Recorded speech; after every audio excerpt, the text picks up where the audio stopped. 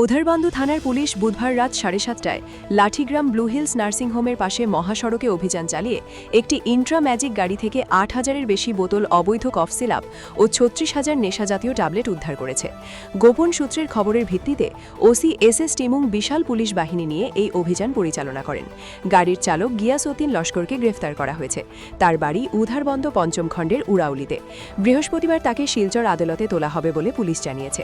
এই সফল অভিযান প্রমাণ করে যে নেশা কারবারিরা যতই ডালে ডালে লুকিয়ে থাকুক না কেন, আইন শৃঙ্খলা বাহিনী পাতায় পাতায় তাদের খুঁজে বের করে আইনের আওতায় আনতে সক্ষম।